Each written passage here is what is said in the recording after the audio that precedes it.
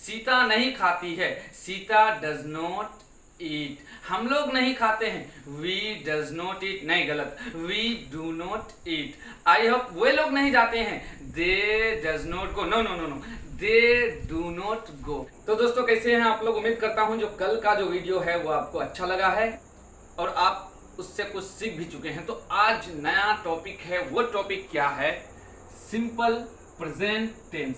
Simple present tense, tense का, present tense का एक प्रकार है ये। अगर आपको टेंस समझ नहीं आता है तो आप बोलिए, मैं उस पर वीडियो बनाऊंगा। आप कमेंट सेक्शन में लिखिए कि सर टेंस पर वीडियो बनाइए।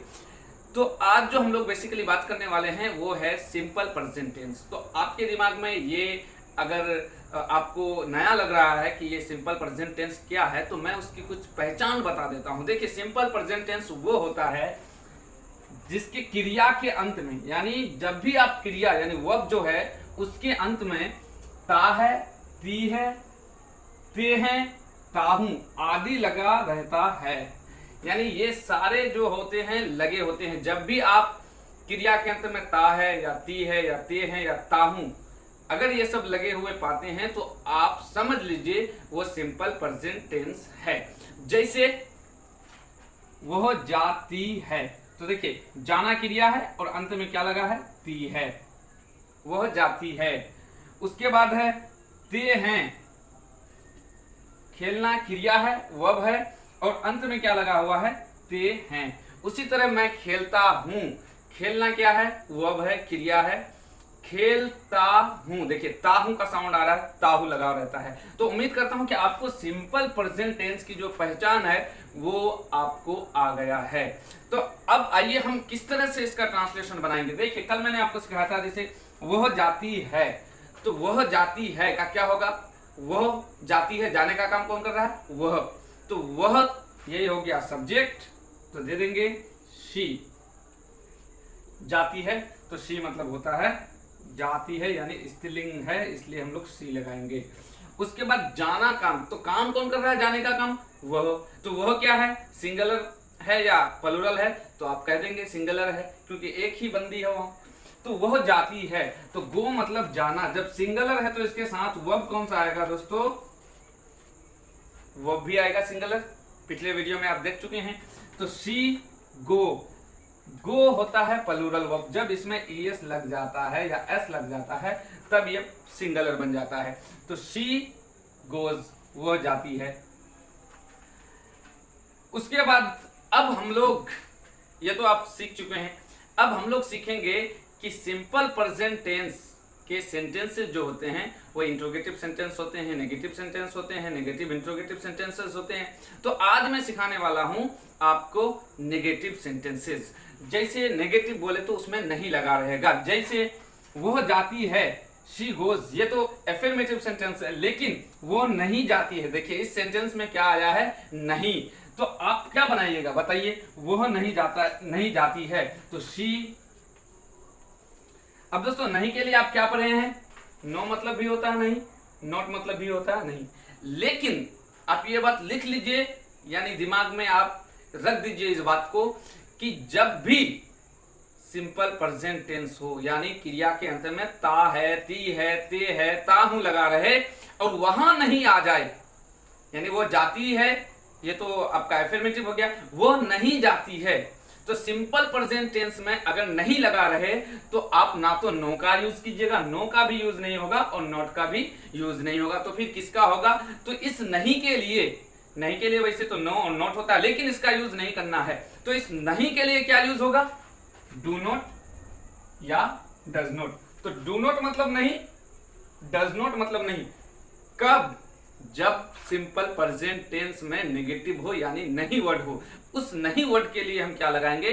डू नॉट लगाएंगे या डज नॉट लगाएंगे, नो या नॉट नहीं लगाएंगे। ये बात आप बिल्कुल जहन में रख लीजिए। तो आइए, वह का शी। अब नहीं का दोस्तों, तो नहीं यानी शी सिंगुलर है तो सिंगुलर, यानी ये लगेगा सिंगुलर के साथ, सिंगुलर सब्जेक्ट के साथ, और ये जो लगेगा प्लूरल सब्जेक्ट के साथ लगेगा। तो अब नहीं, वह नहीं जाती है, तो वह के साथ क्या लगेगा? Does not. क्यों? क्योंकि वह सिंगुलर है। अब दोस्तों जब डज नॉट लग जाएगा ना, तो यहां जो क्या था, सिंगुलर वर्ब था, यहां प्लूरल वर्ब लग जाएगा, क्योंकि जो ईएस था इसके बदले में यहां लग गया है। तो डज नॉट जब आता है तो डज नॉट के साथ आ जाता है कौन सा वर्ब, प्लूरल वर्ब, यानी वर्ब वन। तो दोस्तों समझ आ रहा है कि नहीं? जब भी सिंपल प्रेजेंट टेंस में नहीं आएगा तो उस नहीं के लिए हम ना तो नो का यूज करेंगे ना तो नॉट का यूज करेंगे, बल्कि डू नॉट और डज नॉट का यूज करेंगे। डू नॉट का यूज कहां करेंगे, जहां सब्जेक्ट प्लूरल हो, यानी एक से अधिक सब्जेक्ट हो। जैसे हम लोग बाजार नहीं जाते हैं, हम लोग बाजार नहीं जाते हैं, तो देखिए हम लोग में बहुत सारे लोग आ गए, तो यहाँ जो सब्जेक्ट है वो प्लूरल में है, तो यहाँ डू नॉट लगेगा, डज नॉट नहीं लगेगा। डज नॉट कहाँ लगेगा, तो आप डज नॉट सिंगुलर सब्जेक्ट के साथ लगाएंगे। जैसे राम नहीं खेलता है, तो राम डज नॉट प्ले। तो राम चूंकि सिंगुलर सब्जेक्ट है इसलिए उसमें डज लगेगा, यानी ईएस लगेगा, ये वाला। अब ये हम लोग खेलते हैं, तो हम लोग का हो जाएगा वी। खेलने का हो जाता है प्ले, तो प्ले लगेगा कि प्लेज लगेगा, प्ले लगेगा, करेक्ट, क्योंकि हम लोग जो है वो प्लूरल है। तो प्लूरल सब्जेक्ट के साथ कौन सा वर्ब आता है, प्लूरल वर्ब आता है। तो प्ले प्लूरल वर्ब है, जब इसमें एस लग जाएगा तो ये सिंगुलर हो जाएगा, लेकिन सब्जेक्ट प्लूरल है तो इसमें एस नहीं लगाएंगे। अब आगे आइए, हम लोग नहीं खेलते हैं, तो हम लोग का तो हो गया दोस्तों वी। अब नहीं का क्या लगेगा बताइए, डू नॉट लगेगा या डज नॉट लगेगा?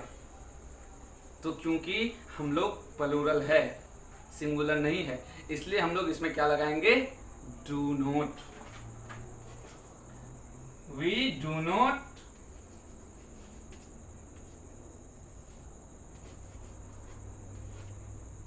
प्ले। दोस्तों समझ आ रहा है कि नहीं? आ रहा है तो कमेंट सेक्शन में लिखिए यस सर आ रहा है। राम जाता है, राम का राम।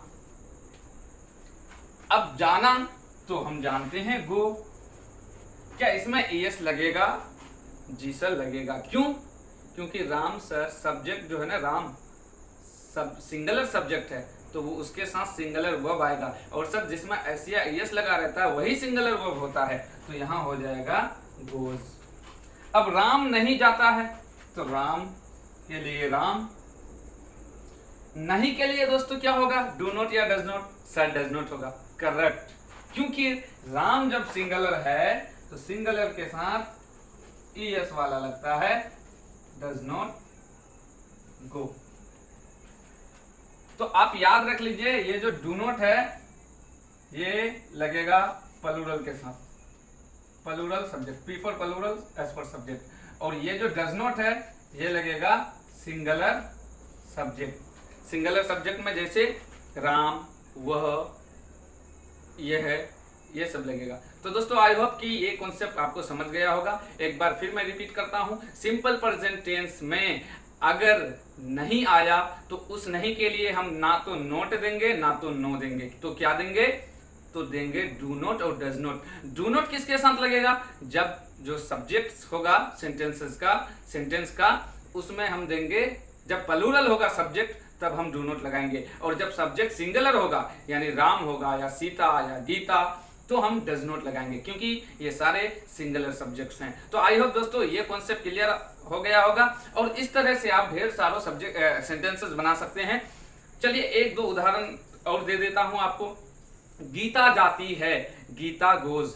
गीता नहीं जाती है, क्योंकि गीता सिंगुलर है तो यहाँ डज नॉट लगेगा, Geeta does not go. Sita नहीं खाती है, सीता डज नॉट ईट। हम लोग नहीं खाते हैं, वी डज नॉट ईट, नहीं गलत, we do not eat. I hope वे लोग नहीं जाते हैं, they does not go, no no no no, they do not go, क्योंकि वे लोग प्लूरल है तो प्लूरल के साथ डू नॉट लगता है और सिंगुलर के साथ डज नॉट लगता है। तो आई होप कि कॉन्सेप्ट आपको क्लियर हो गया होगा, और अगर नहीं है तो आप जो अपना कंफ्यूजन है उसको कमेंट सेक्शन में लिखिए, फिर मैं इस पर अगला वीडियो बनाऊंगा। और यहीं तक आज का क्लास। फिर दोस्तों जय हिंद, जय भारत। लाइक कीजिए, कमेंट कीजिए, शेयर कीजिए, सब्सक्राइब कीजिए और कमेंट भी कीजिए कि आप सीख पा रहे हैं कि नहीं, या मैं आपको सिखा पा रहा हूँ कि नहीं। जय हिंद दोस्तों।